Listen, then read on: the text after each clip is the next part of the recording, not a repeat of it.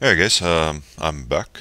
Sorry about that wait. Like I said, I'm pausing in between each one of these topics simply to make my editing a lot easier. Um, for those of you tuning in, welcome. I hope you enjoy it. And if you have any questions, feel free to drop them in the chat box, and I'll get to them as soon as I can. All right. So next build, I did just cover a dungeon slash kind of a raid build that I use a lot of times. The next setup we're going to do is a Warden setup. Um, so, alright, so basically this is one of those type builds that where it differs from the dungeon slash raid build I just did, is that it adds Warden into the equation and allows for a little bit more sustained healing. Uh, sort of counteract a lot of the burst damage that does tend to come out in raids. It's not a bad ability. It still does need a lot of work though, so it's not something that I use all the time. Let me say that. And yeah. So anyway, I kept bolster at base for the hot. I kept soothe, and I tier 8'd it. And the tier 4 reduces the charge time, and tier 8 for the extra little hot on the end of that heal. I still use Reverie, and I just realized that I didn't talk about the finishers too much. But Mental Boon, it does not scale well at all with support power. It's really low scaling on that, and so that being the case, it's not really that good of a finisher to be using over Reverie. Basically what it does is it restores health and grants Nimble. Nimble increases dash region of all the players affected. It also only affects 5 targets, so that's kind of sucky, as opposed to Reverie's 10 targets. So, not a good finisher at all. The only other finisher we have here is Mending Banner. Mending Banner, it's not bad. A couple guys made some points in the guide that it's okay at certain times. Especially if you're responsible for healing the tank. It's not too bad. But for the healing it does, I still kind of like having Reverie for even if I'm responsible for healing the tank. If everyone's taking damage and I'm using Mending Banner, I have to rely on Soothe to heal targets, multiple targets. If I don't have Reverie. That being said, it's still not a bad finisher. One notable thing that it does that really annoys the crap out of me is, say for example, I have a DPS behind me, right? And I'm facing this way. And I'm clicking grid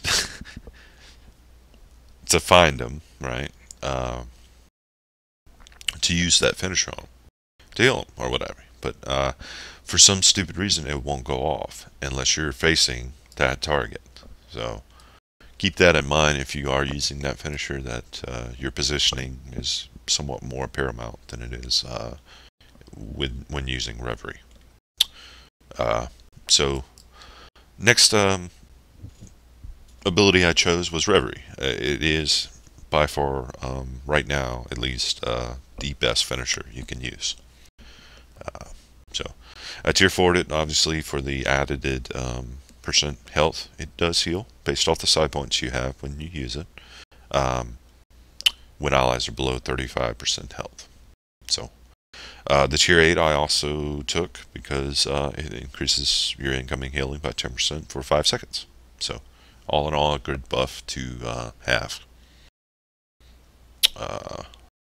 Alright, so next is Warden. Basically what it does, let me show you that real quick.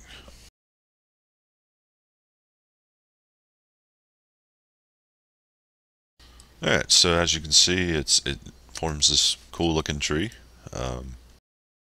and does a hot on you. But one of the bad things, there are many bad things about the spell, is that it's, you target the player, throw it, and it lands in their location.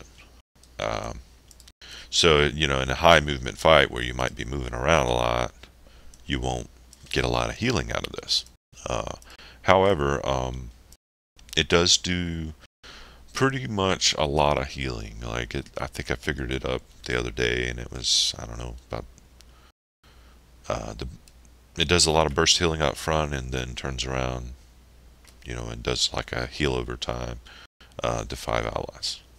Um, but its healing is comparable to, like a Reverie, but Reverie is obviously is a little better. Because Reverie can affect 10 targets, whereas Warden can only affect 5 targets. And it's random as far as I'll talk about in a minute, the Tier 4 Warden's Restoration grants a defense, which reduces physical and magic damage taken by 12% for 6 seconds. That buff is random. And say you're in a raid where you have say 10 melee and you throw it on the tank, well, of course the tank will receive the heal, but then after that it's who gets out of the 10 targets, who gets the buff. So it's a little still needs a lot of work, but I have used it in a couple fights in GA. Notably like the frog, especially if you have frog and convergence, and the sword is there. It's not too bad because I can throw it on them, maybe bolster them or whatnot, and dodge the waves that are coming out from the sword and get back to healing. But anyway, that's Warden and what it does. Next, I still have Pyro in this build, but I have changed. Feel free in any of these builds to change things around. These are just suggested builds. They're not, you have to use it to be an awesome elite Esper. It's not that way at all.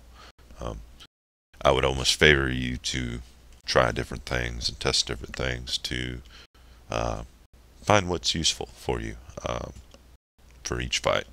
But anyway, I already talked about Pyrokinetic Flame before, so I'll just move on to the next ability, which is Fixation. Fixation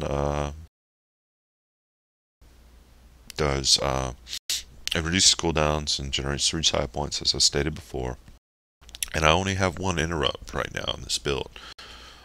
So, you have... If interrupts aren't needed, then this build might be okay. But I would highly suggest, if you can afford it, to move maybe... since Warden is somewhat unreliable as far as the physical and magic damage taken, maybe taking that back down to base if you needed 2 interrupts for the fight, and Tier 4 and Crush. Who knows? Of course, you can make the argument at that point that, well, why are you running Warden to begin with? Anyway, like I said in the previous build, the last action slot I leave open to you. Whatever you choose to run is perfectly fine. I like the Projected Spirit, but there's been cases where I'd take Karthesis or Fade Out or Restrain or another interrupt, Incapacitate, or another interrupt, Shockwave. So you have a lot of options for that last stop, and so feel free to move it around. Again, I'm going to save the amps for another time here soon. Just want to cover the builds for right now. Give me a couple minutes and we'll jump into our next setup, which is basically PA, Phantasmal Armor.